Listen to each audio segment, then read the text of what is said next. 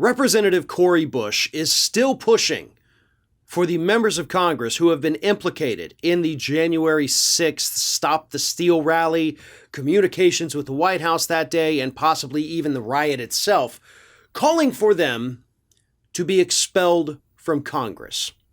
Now, Cori Bush right now is obviously the loudest voice calling for this, but she is not alone. Representative AOC has co-sponsored the legislation that Bush has put forward, calling for the expulsion of these members. And there are, how many? Sorry,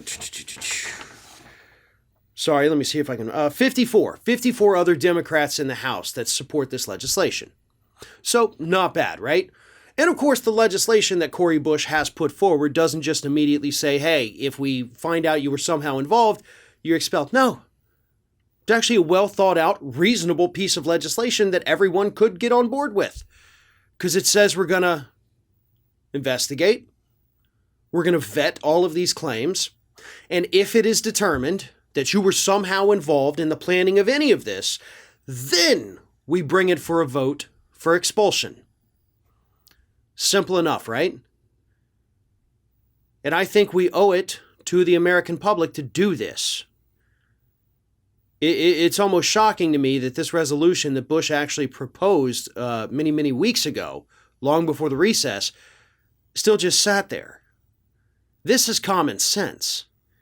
If we have members of Congress that were involved in any way with attempting to overthrow the results of the 2020 election, they should not be a sitting member of Congress anymore. It's that simple. It really is. Trying to overthrow the duly elected government of the United States, which is what the Biden administration was at that point. They hadn't been sworn in, but they were elected. They were legitimate. So they were the incoming legitimate government. And we do know, based on messages that have been revealed so far, that certain members of Congress were in fact wanting to overturn that. Jim Jordan is one of them, right there at the top of the list. And of course, there's other questions that also need to be answered. Why was Lauren Boebert live tweeting Nancy Pelosi's location during the actual riot itself? What happened with Lauren Boebert's, late night tour of the Capitol when the Capitol was closed? Those are questions that I think actually a lot of people have forgotten about, but they still need to be answered, right? We don't have answers to those questions, but Cori Bush's legislation would allow us to get those answers. And of course, if it comes out that any Republican, or hell, even if any Democrat, even didn't happen, was involved in attempting to overthrow the election, it makes it easier to expel them from office. I know Republicans don't want to go along with this. They don't want to lose all these members. Republicans out there in America probably aren't happy with this either.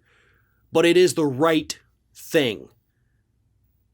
If members of Congress are overthrowing the government, or talking about it, or coming up with plans to do it, then they need to be held accountable because, that's against the law here in the United States.